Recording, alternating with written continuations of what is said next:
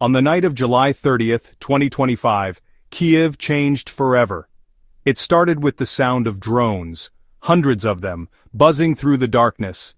Then came the missiles, at least 8, fired in a calculated wave to overwhelm the city's defenses. By sunrise, the scale of the attack became heartbreakingly clear.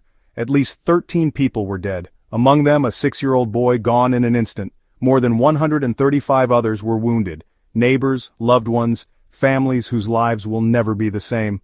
The attack didn't target military sites. Instead, it zeroed in on homes, apartment blocks and businesses. In total, 27 locations across 4 districts of Kyiv were hit. If you live in Kyiv, you already know that air raid sirens are a part of daily life. But this night was different. The explosions went on for hours. Fires lit up the sky. A 9-story building in the Sviatoshinsky district was torn apart, windows blown out, walls shredded, families trapped inside. A mother and her young son didn't make it. At least 12 other children were injured that night, the highest number in a single night since Russia's invasion began in 2022.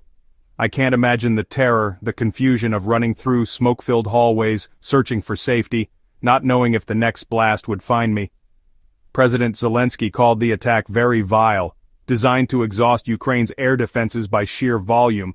Over 300 drones followed by a barrage of missiles. It wasn't just a military tactic, it was a message.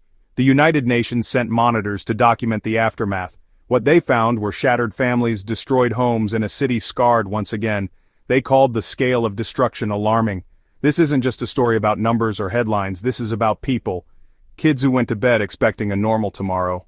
Parents who didn't get to say goodbye. Communities picking through the rubble of what used to be their lives.